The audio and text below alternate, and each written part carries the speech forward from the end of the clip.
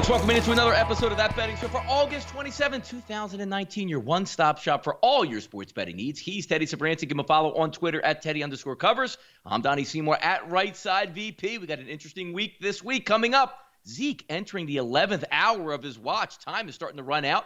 Marshall Faulk, Teddy, headed down to Cabo to help him out and get him into game shape in case he needs to report extra late or even into the season. Hot topics right off the bat. Will Zeke or won't Zeke? Running back obviously staying still in Mexico. How about those Cowboys and Giants going to tee it up not too far off 425 on September 8th? Line not really moving too much here for us, Teddy. Sitting at -7 at most outlets and looking at a total of 45.5. If we look at the Cowboys futures that are currently on the board with Zeke expected to play, 22-1 to win the Super Bowl, 12-1 to win the NFC, and the team total currently sitting at 9. A little bit of plus money there, plus 105. Zeke or no Zeke? Well, the markets are still saying Zeke, with Dallas a 7-point favorite in this game, and with Dallas sitting 12-1 to win the NFC, team total still sitting at 9, the win total sitting at 9, 22-1 to win the Super Bowl. Those are all Zeke is going to play numbers. Whether Zeke actually plays is another question entirely. But the markets have not adjusted for his absence. It's not a situation that the markets are expecting Zeke to be sitting on opening day. People think, bettors think, that this is going to get resolved. That being said, I said something on another show yesterday, and I want to correct it here on this show, because obviously we love talking on That Betting Show. But the point is this: there aren't many running backs that are worth anything to a point spread. In the NFL, there's probably 2 right now: Ezekiel Elliott, Saquon Barkley. They'll both play in that Sunday night game, with Dallas and the Giants. The Sunday afternoon, the late game between Dallas and the Giants. But if Zeke doesn't play, expect to move in the range of 1.5, maybe more, towards the Giants from the 7 that we're currently seeing.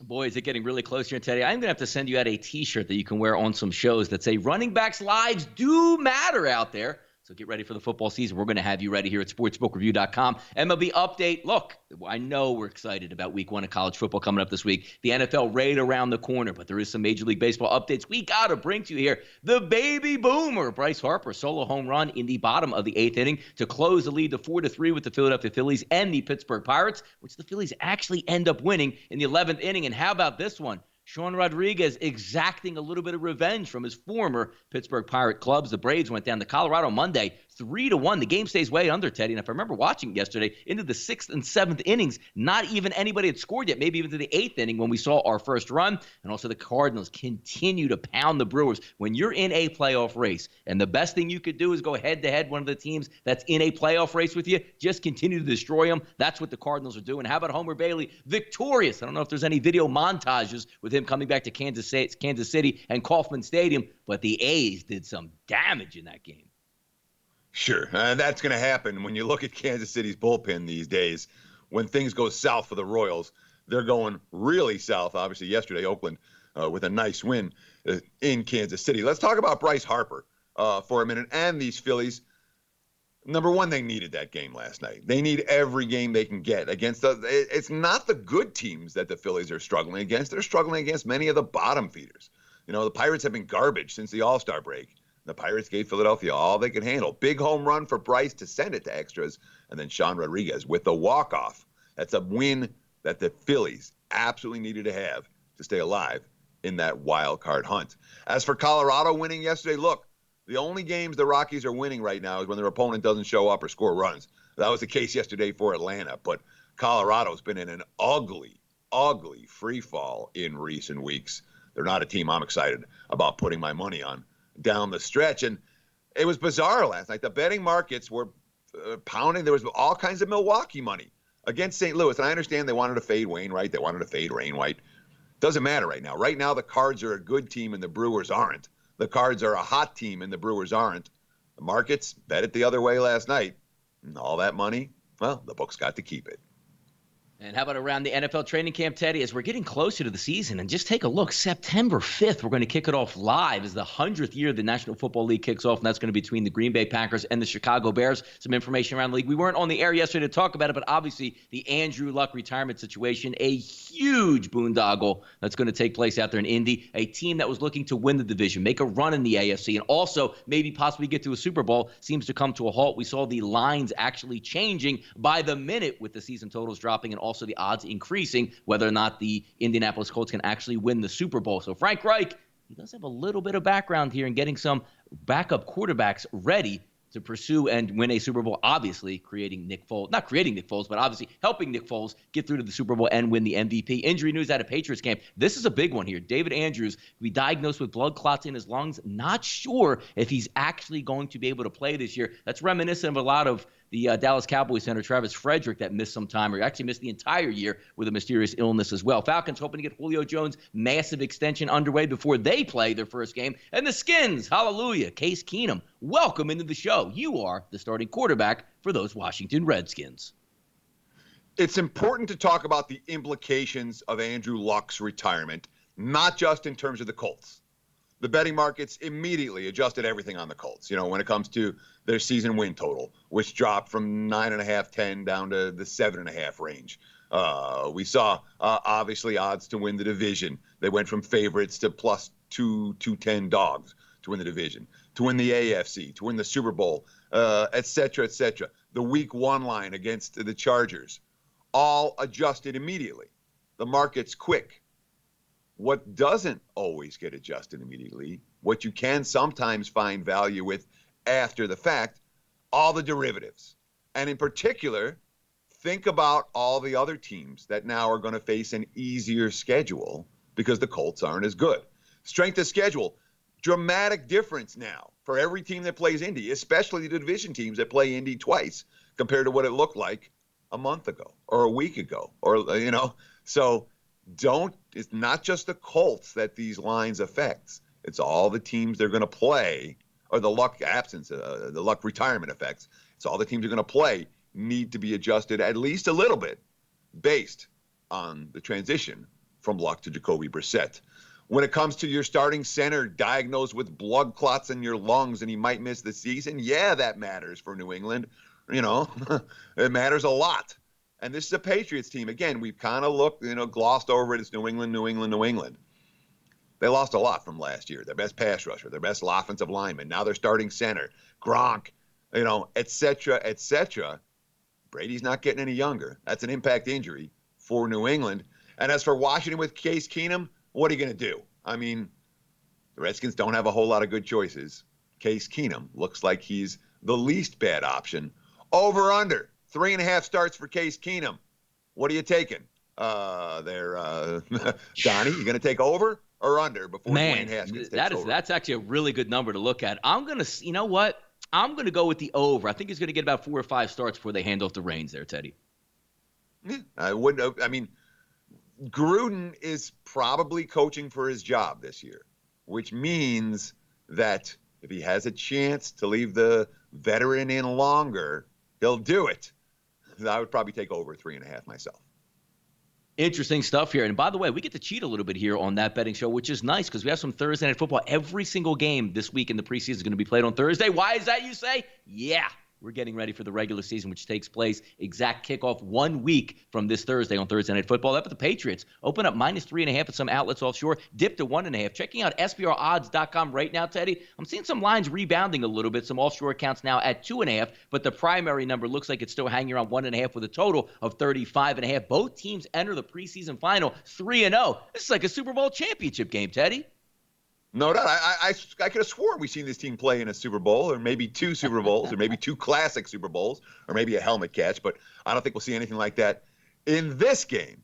What we have seen so far is money, at least some money for the Giants, and that has something to do maybe with the David Andrews injury, where all of a sudden it's a Patriots team that needs to worry about their depth on the offensive line. More than anything, Belichick has won preseason games. Belichick's a decent preseason head coach. We don't see he must win preseason games out of Bill Belichick. It's not there. Stidham and Hoyer, are the potential QBs for New England here. I don't think we'll see Danny Jones all that much for the Giants. Probably going to be Loletta and Tanny for the G-Men. They have been a bet-on combination here in August. How about those Steelers, Teddy? Good preseason here record-wise. Also, line jumps 2 points offshore in their favor today. And looking at SBRodds.com, taking a look, the Steelers and the Panthers, looks like it's sitting around 3.5 at this time. Opened up at 2.5, 1.5, depending where you're shopping at. But 3.5 looks like the prevailing number across the board. And as we see each and every time, Teddy, looking at the total in this game, boy, it was nice. You know, preseason game 3s, we're seeing 41s, 42s, even as high as 46s and 47s. Check this one out, Teddy. Ready to take a nap? The total in this football game, 33. Yeah, a handful of totals in that range in preseason action this week, and lots of totals in the 35 range. Look, it's going to be a lot of third and fourth string quarterbacks and a lot of third and fourth string offensive lines this week. The betting market's not expecting a whole lot of offensive continuity or creativeness in week 4 of the preseason. When it comes to the Steelers and the Panthers, however, a lot of it has to do with the quarterback position. Carolina now with Cam Newton banged up already. They need to make sure that their backup QB is healthy as well. And right now they don't have a backup QB. The backup QB competition in Carolina has been a disaster all preseason. That's why they've had a bad preseason ATS. The market's certainly reflecting that with the early money on Pittsburgh. We'll switch it over to a little bit of Major League Baseball action. Another line on the move here. Out on the West Coast, San Diego and the Los Angeles Dodgers. About a 15-cent line movement if you're checking out SBRodds.com. Opened up at 165, even 175 at certain outlets, but now sitting at 185, 190 is seen to be the prevailing number. A total in this game also sitting in that 8 range. Going to be Buehler and Quantrill tonight. I mean, look, the Dodgers are not hitting right now by any stretch of the imagination. They've been held to, 7 hits or less each of the last 6 games, 3 runs or less in each one of those contests. That's why they're losing. It's not that their pitching staff has had any problems. Their bats have gone cold. Their offense is out of sync, and that might be bad news against Quantrill. 4-2 with a .79 ERA since the All-Star break, and yet the money's coming for LA. Why? What's up? The markets, I'm telling you, they love Walker Buehler like they love nobody else right now. I mean, they really do. There is money coming for Buehler, start in, start out, coming off another 7-inning shutout performance against the Blue Jays last Wednesday. No walks, 8 strikeouts. Yeah, the market's like that. Hence the Dodger money, particularly with LA coming off a loss. Segment number 3, watch what you bet right here on That Betting Show on SportsbookReview.com. Fox Sports 1's game of the night going to take place in Los Angeles between those Rangers and the Angels, -145, total of 8.5. 10:07 tonight's going to be game time, Anaheim Stadium, Los Angeles, California. Rangers 64-68 on the season, Angels 63-70. Going to be Minor and Heaney on the mound. Yeah, and look, Heaney's been good. Last time out, he was great. Maybe one of the best starts of his career. 8 innings, 1 run, 4 hits. 14 strikeouts, 0 walks. All right. In Angels history, the history of the franchise, they've had 3 pitchers with 14 strikeouts and 0 walks. Frank Tanana. I like a Frank Tanana reference on the show. In 75, Dan Hare in 2012, and Heaney last time out. So he is coming into this game with extra rest. He threw 108 pitches in Texas, last time out. So Brad Osmus said, all right, we'll give you an extra day between starts, and then you have a day off. So he's actually had 2 extra days between starts. Minor's been pretty good for the Rangers. He's had a solid season overall, but last time out, roughed up one of his worst starts of the year against these Angels. 7 runs, 6 earned, 10 hits, 2 walks, 5 2/3. That is obviously a concern for the markets here in 2 teams that are really going nowhere at this stage of the campaign. Yep, we're going to switch right on back to the gridiron again. Thursday night football and college football. New look Yellow Jackets, or how about the same results in this game? Georgia Tech's going to enter in against number 1 Clemson, -36. Actually taking a look, Teddy, here at SBRodds.com. I'm seeing 37s now showing up on the board, and 59.5 to 60 is what we're showing as a total. Jeff Collins going to have his first game under center. Yeah, right. He's going to be playing quarterback out there. Might as well, because this entire offense is actually changing up from a triple option attack to more of a pro set. That'll be interesting to watch. Clemson comes in number 1. They going to toy in this game, Teddy? Or are they going to explode in this game for Clemson? Well, that's the question for bettors. Look, the Rambling Wreck are a mess. All right, when you take a team that's been running option for a decade, You're like, all right, we're going to run spread this year. It's all new recruits, all new systems. Everything's new for Georgia Tech. There will be a learning curve. So when you have a team with new systems on both sides of the ball, a new head coach, and a steep learning curve, and players who are recruited for a different system that are now trying to adjust, and new guys coming in. And, oh, by the way, you're opening up at Clemson. Oops. I expect a long afternoon for Georgia Tech. The only question is what Clemson's going to do. And look, big losses for Clemson. They lost their defensive line, all in the NFL. 5 of their top 6 linebackers are gone, too. Big defensive losses for the Tigers. Big offensive losses, too. We know what type of talent Dabo has been recruiting in Clemson in recent years. As good as anybody. But when you're replacing that much defensively, it's definitely a concern in this point spread range. And it's worth noting they've got Texas A&M on deck. That's the bigger game. One would think don't want to give the Aggies a whole lot to see on film here. And you might see a vanilla game plan from Clemson in this ball game, particularly if they have a 31-0 lead at the half, and then it's just run up the gut following that. So the price isn't right for me to support Clemson, even though I want no part of Georgia Tech early in the season. It is crazy, Teddy. Even looking back last year, Clemson was so deep, even on offense. I mean, they were having a track meet between their 3rd, 4th, and 5th running backs. When they were, quote-unquote, running the clock out last year, they were hitting home runs, 50 yards, 60 yards, 70 yards. That team was talented. We'll see if that same thing can carry over into the 2019 season. How about this one, Teddy? Thursday night. Going to be a holy war in the state of Utah. Number 14, Utah invades BYU and Provo, getting about 5.5 as we check out SBRodds.com. Total of 47.5. Utah injuries updates. Zach Moss is ready to roll in this one. As we take a look at sophomore quarterback Zach Wilson's going to lead BYU, the Battle of Utah. Yeah, sure. The Beehive State. And, this is a much bigger game for the home dog than it is for the road favorite. And it's not like Utah isn't looking at this game. We're looking forward to this game. But if you want to talk about a coach on a hot seat, Kalani Sitake is that guy.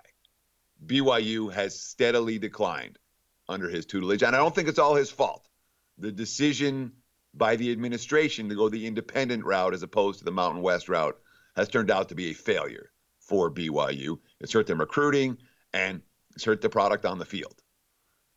So they've got one rival. Here it is, Utah. They played them 2 years ago, lost a competitive game, a tight game. They played them 3 years ago, lost a competitive game, a tight game. Last year, they're in double revenge. They led 27-7 with under a minute left in the 3rd quarter. And the Utes' only touchdown, by the way, came on a pick 6 from Zach Wilson. And what happened? Everything went wrong in the 4th quarter late for BYU, including, the pilot on TD late when the Utes were just trying to run out the clock. So BYU lost that game. They led 27-7. This is meaningful revenge. The only question is, are the Cougs good enough? You grade out the personnel, BYU might be good enough. Utah's loaded, but are they truly elite?